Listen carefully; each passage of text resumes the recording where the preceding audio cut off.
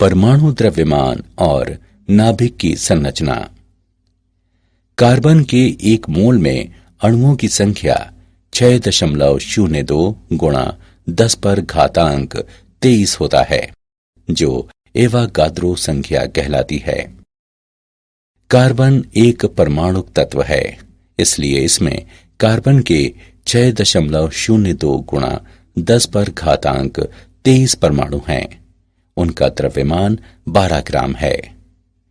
यहां कार्बन के एक परमाणु का द्रव्यमान बराबर 12/6.02 गुणा 10 पर घातांक 23 ग्राम बराबर 12/6.02 गुणा 10 पर घातांक 26 किलोग्राम।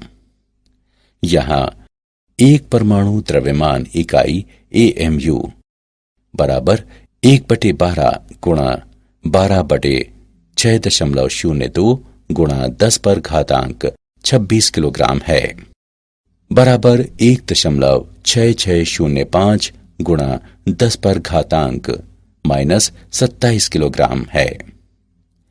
परमाणु द्रव्यमान को पारंपरिक रूप से परमाणु द्रव्यमान इकाई के रूप में व्यक्त किया जाता है, जो संतृप्त कार्बन परमाणु का द्रव्यमान है, और परिभाषा के अनुसार ये बिल्कुल 12.000 परमाणु द्रव्यमान इकाई है।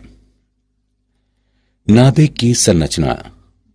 अल्फा किरणों के प्राकीर्णन पर रदरफोर्ड के प्रयोग से हमें पता चलता है कि परमाणु में एक सूक्ष्म कठोर क्रोड केंद्रक होता है। परमाणु का लगभग कुल द्रव्यमान इसी में केंद्रित रहता है।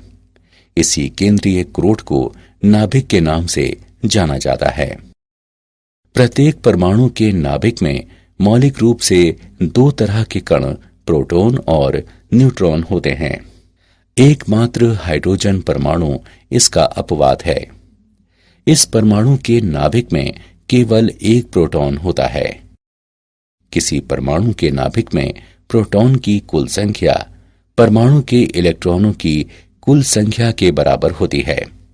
इसलिए परमाणु में वर्तमान कुल ऋण आवेश परमाणु में निहित कुल धन आवेश के बराबर होता है।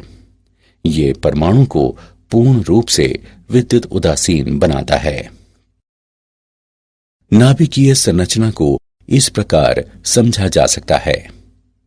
माना Z परमाणु संख्या बराबर प्रोटॉनों की संख्या। माना N न्यूट्रॉन संख्या बराबर न्यूट्रॉनों की संख्या। माना A द्रव्यमान संख्या बराबर Z प्लस N बराबर प्रोटॉनों और न्यूट्रॉनों की कुल संख्या। नाभिकीय प्रजाति को संकेत चिन्ह द्वारा दर्शाया जा सकता है, जहां X नाभिकीय प्रजाति का चिन्ह है। जब किसी तत्व के परमाणु में परमाणु संख्या Z समान हो, लेकिन द्रव्यमान संख्या अलग अलग हो, तो वो समस्थानिक कहलाता है। उदाहरण, हाइड्रोजन के समस्थानिक हैं